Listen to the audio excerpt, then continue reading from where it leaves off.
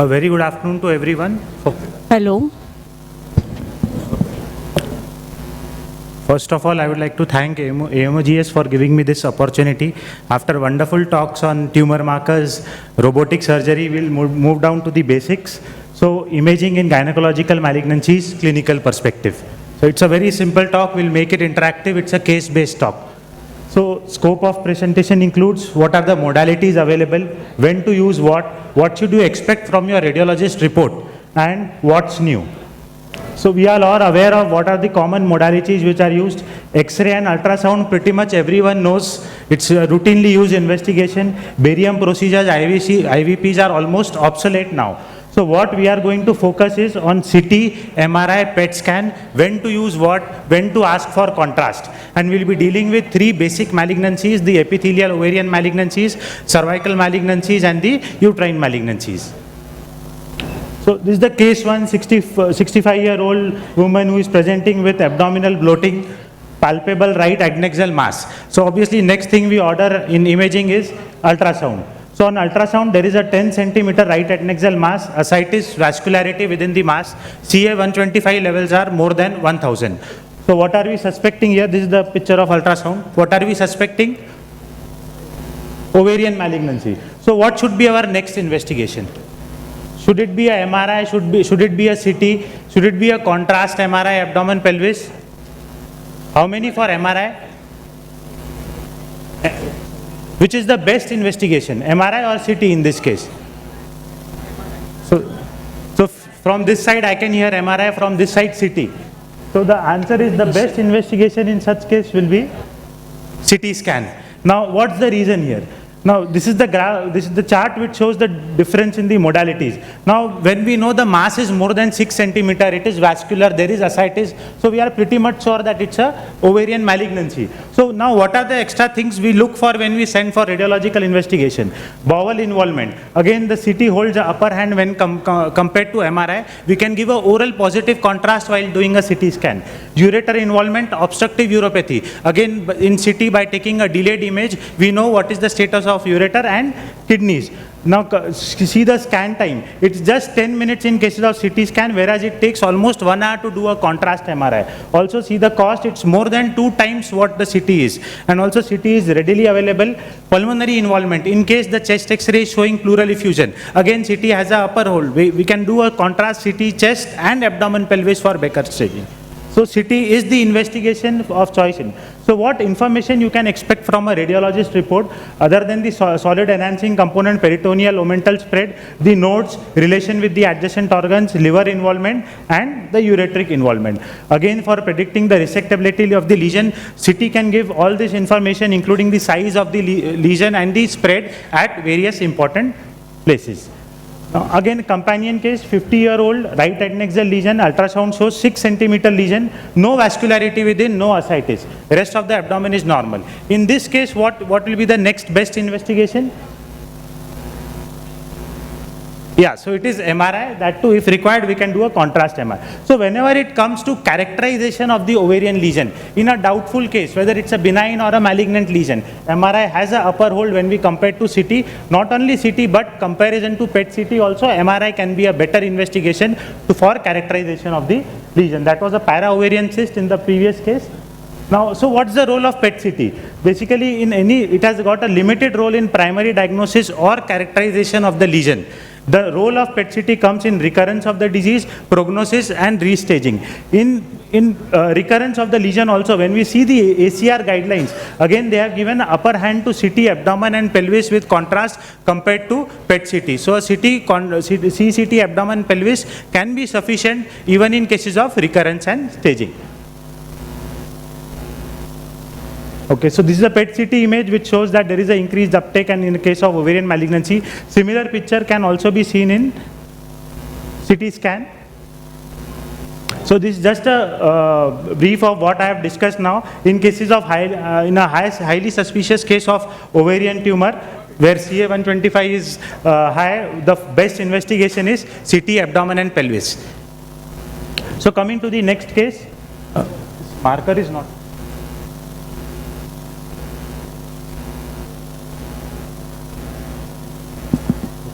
So a 60-year-old multiparous post-menopausal bleeding 5 years after the menopause.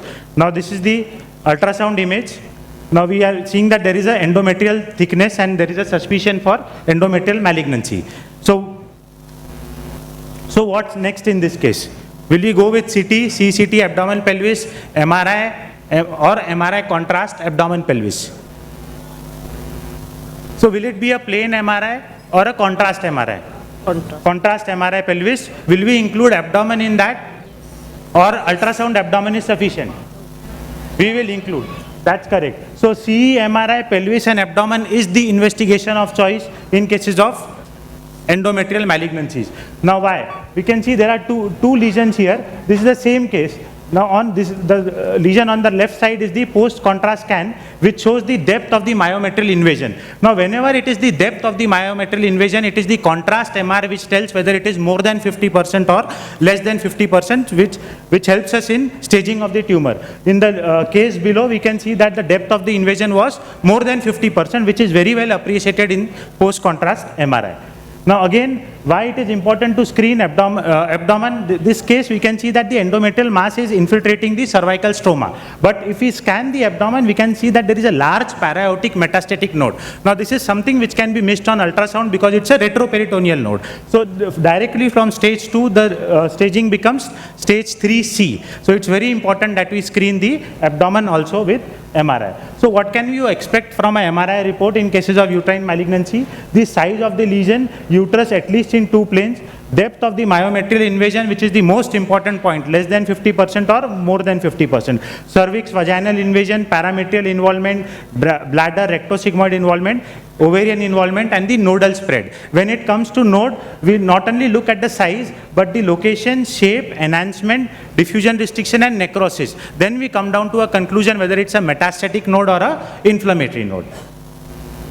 Coming to the next case, 55-year-old with postcoital bleeding, ultrasound showing cervical mass with no hydronephrosis. Now in this case, only 2 options.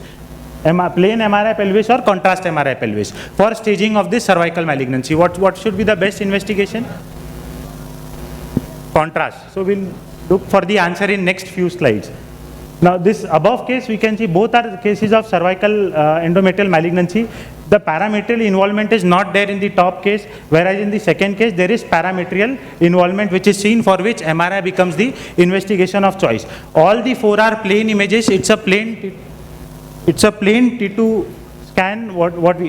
So in this case, we can see this T2 hypointense rim is very well maintained. This suggests that there is no parametrial invasion. Whereas case below, the parametrium has been infiltrated, so it's a stage 2B. All these cases are non-contrast images. It's a plain T2 weighted scan.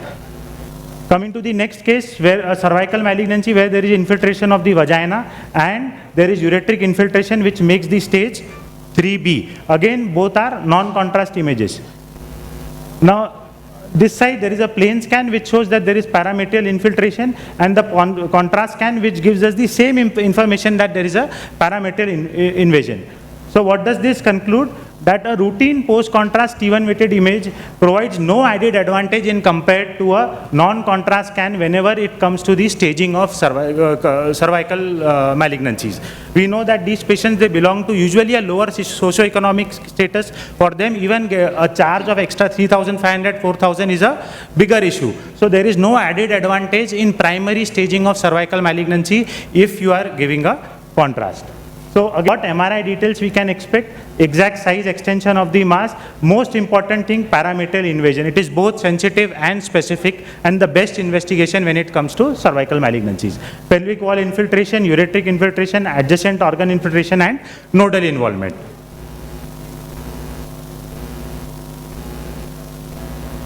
Now, if there is a hydroureteronephrosis and cervical mass is present, CT urography can be considered instead of MR, because we know already that it's a stage 3B malignancy. So a quick CCT abdomen pelvis will be more useful rather than a MRI abdomen and pelvis.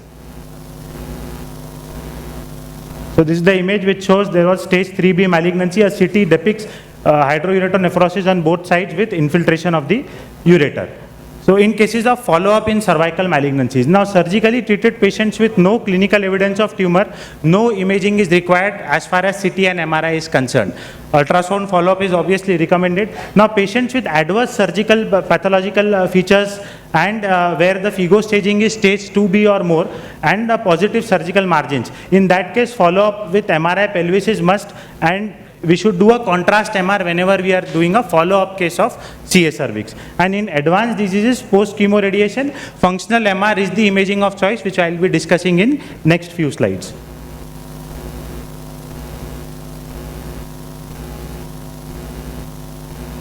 Yeah. So in cases of local recurrence, the CE-MRI is the investigation of choice in cervical malignancies, whereas for distant metastasis nodes, PET-CT can be a preferred investigation. Now what's new? The functional MR technique, that is the diffusion weighted imaging and the dynamic contrast enhancement. Now what are these things? Now this is an endometrial malignancy. While giving contrast, what we do is we see the pattern of enhancement, how the malignancy is enhancing. So they usually show a rapid uptake of contrast and a washout. So this is the pattern of a uterine malignancy. In cases of zoom diffusion, again it measures the cellularity within the mass. The diffusion is something that routinely we use in brain for infarcts. But nowadays there is a role in malignancy also to see what is the cellularity within the mass, what are the ADC values. So whenever we are doing a follow-up of these cases, we can compare it with the pre-treatment or a pre-radiation scan, how has the contrast enhancement changed and what are the ADC values seen on diffusion. So this becomes a functional part of the imaging. So what is the take-home message for us? CCT abdomen pelvis is a procedure of choice in cases of highly suspected ovarian malignancy or a proven ovarian malignancy. CE-MRI pelvis with abdomen is the investigation of choice for CA endometrium. Plain MRI pelvis is sufficient for staging of CA cervix. And the most important questions which you should expect in your radiological report in CA endometrium is the depth of myometrial involvement, and in carcinoma cervix is parametrial involvement. PET has a limited role in primary diagnosis. It's usually used in recurrence and staging, and fMRI techniques are the newer modalities which we can use. Thank you.